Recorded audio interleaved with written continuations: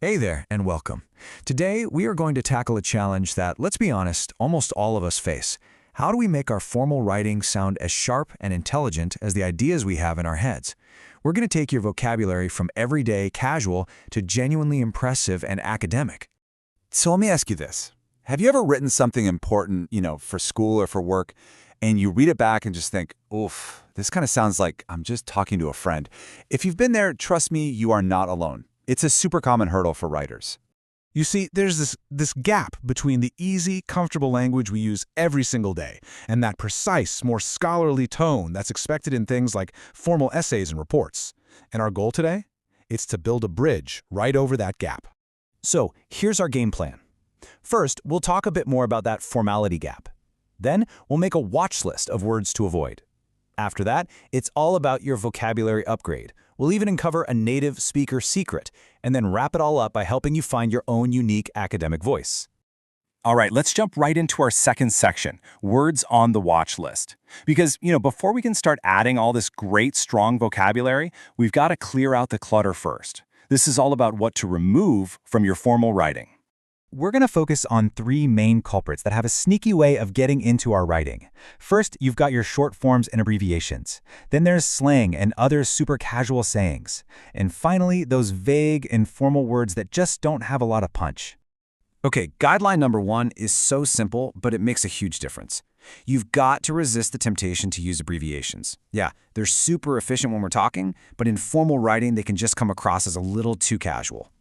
And look, this is such a straightforward fix. Instead of writing TV, you just write out television. Instead of fridge, you use refrigerator. It seems like a tiny change, but it instantly elevates the formal tone of your entire piece of work. Next up is slang. Look, we all pick up slang, right? From movies, from social media. It's a fun part of how language evolves when we talk. But when it comes to academic writing, it's just, it's out of place. It can make your arguments seem less serious and might even confuse your reader. So for example, saying a new policy could help people earn some major coin, it's pretty unclear.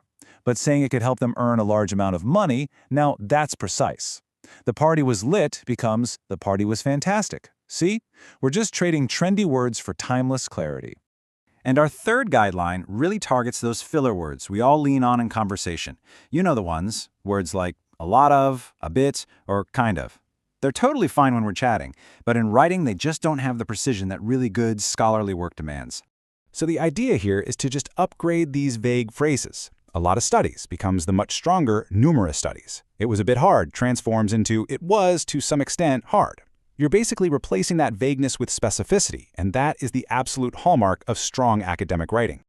All right, we've cleared out the informal clutter. So now we get to move on to the really fun part. Section 3, your vocabulary upgrade. This is where we stop thinking about what to remove and start being proactive about adding more powerful words.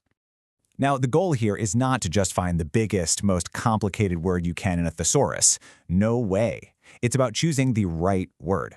You want to look for those opportunities to replace really basic words with ones that carry a bit more meaning and academic weight. Just look at the impact here. A bad result is fine, but a poor or a negative result, that's way more specific. A big sample becomes a more academic-sounding, sizable sample. And verbs like show and give get this powerful upgrade to words like reveal, illustrate, or provide. These choices just make your writing feel so much more authoritative.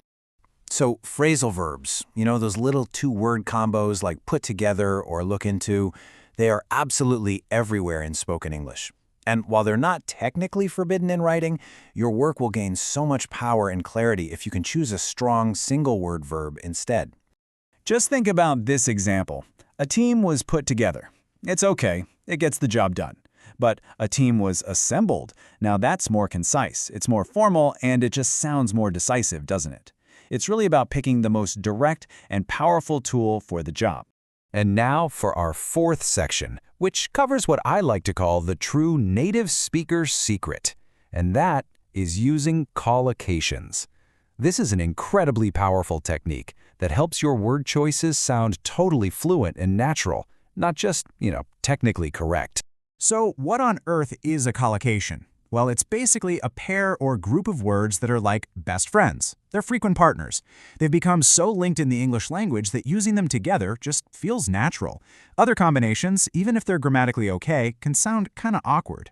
Take a look at these examples. They're perfect. We say fast food, right? Never quick food. But then we have a quick meal, not a fast meal. And we take a quick shower, not a fast shower. Why? Honestly, there's no deep grammatical reason. It's just how the words have decided to partner up over time. Mastering these is a massive step towards sounding like a native writer. So, we've cleared out the informal stuff, we've brought in some sophisticated upgrades, and we've learned the secret of natural-sounding word pairs. Now, it's about taking all of these tools and putting them together to develop your own confident academic voice. Okay, let's do a quick recap. Here's your checklist for awesome formal writing. Number 1, use full words, no shortcuts. 2, ditch the slang. 3, level up from simple words to more sophisticated ones. 4, go for strong single verbs instead of phrasal verbs. And 5, make sure your word combinations sound natural by using proper collocations. You master these 5 things and your writing is going to be transformed. So, to wrap this all up, I'm going to leave you with a little challenge. Think about your own writing for a second. What's one informal word you use all the time? Maybe it's a lot, or good, or bad, that you can consciously try to replace with something better, starting right now.